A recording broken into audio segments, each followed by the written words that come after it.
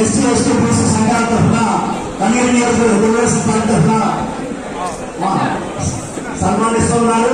అదేవిధంగా మన ప్రియతమ నేత మరి కన్వీనర్ నియోజకవర్గ టీడీపీ అభ్యర్థమైనటువంటి ముక్కు ఉగ్రస్వామి గారికి చిన్న సత్కారాన్ని మరి వారిని వేదిక మీదకి ఆహ్వానిస్తున్నాం. బాబాసాహెబ్ అంబేద్కర్ గారు అంటేనే దేశంలో కాదు ప్రపంచంలో కూడా వారి పేరు ఇప్పటికి కూడా తలుచుకుంటుంటారు.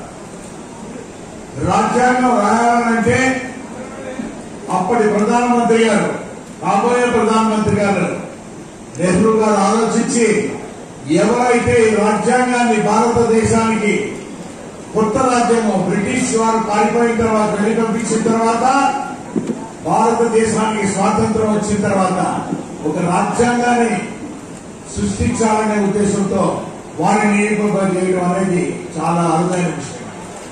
వారు కూడా విదేశాల్లో కూడా చదువుకొని బిఆర్ అంబేద్కర్ గారు భారత రాజ్యాంగాన్ని ఏ విధంగా మనం సృష్టిస్తే బాగుంటుంది అనేది ముందు నుంచి ఆలోచనతో వ్యక్తి వారు. అటువంటి వారు భారత రాజ్యాంగాన్ని ఇప్పటి వరకు కూడా దళితులు మైనారిటీలకి అందరికీ అన్ని వర్గాల వారికి కూడా కొంత రిజర్వేషన్ అనేది ఏర్పరిచిన మహానుభావులు వారు. వారిని ఇప్పుడు కూడా మనం మందం చేసుకోవాల్సిన అవసరం ఉన్నది. వారు చూపించిన మార్గాన్ని వారు అదే విధంగా కూడా నడుచుకుంటూ ముందుకు వెళ్ళాలి. వారి ఆశయాలు కూడా మనం కొనసాగించవలసిన అవసరం అనేది ఇప్పుడు ఉన్నది. ఈ రోజు చాలా క్లిష్టమైన పరిస్థితుల్లో రాష్ట్రం ఉన్నది. ఈ రాష్ట్రానికి దిక్కునంటే సరైన దారిలో తీసుకురాగలిగిన వారు కూటమి అభ్యర్థులు, ఎన్డీఏ కూటమి అభ్యర్థులు. ముఖ్యమంత్రిగా చంద్రబాబు నాయుడు గారు ఉంటే బాగుంటుందనేది మోడీ గారు, పవన్ కళ్యాణ్ గారు అందరూ నిర్ణయం చేసిన తర్వాత రాబోయే ఎన్నికల్లో అందరూ సీట్ల పంపిణీ జరిగిన తర్వాత తెలుగుదేశం పార్టీ నాయకుడు చంద్రబాబు నాయుడు గారే ఈ రాష్ట్రానికి ముఖ్యమంత్రిగా సరైన అనుభవం కలిగిన వారని చెప్పని నిర్ణయం చేయడం అనేది గొప్ప విషయం. అంటే 2014 నుంచి 19 వరకు చూశారు, ఆయన పరిపాలన కూడా చూశారు.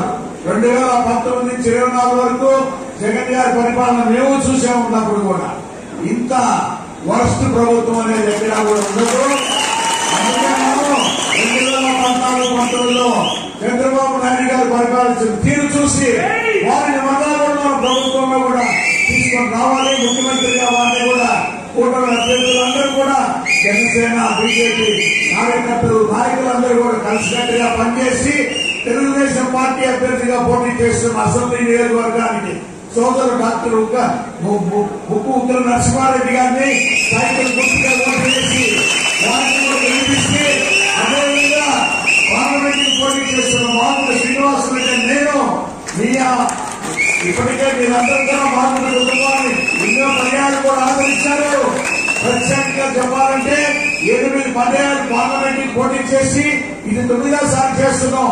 ఈ 8 పర్యాలలో కూడా మీరు మాకు ఓట్లు వేసి గెలిపించడం అనేది ఇప్పటికి కూడా జీవితంలో మర్చిపోయామనేది కూడా మీకు తెలుసుకుంటూ సైకిల్ గుర్తు అది 6వ తారీఖు మే నెల 13 మన ఎన్నికల పోలింగ్ రోజు దగ్గర ఉన్నది.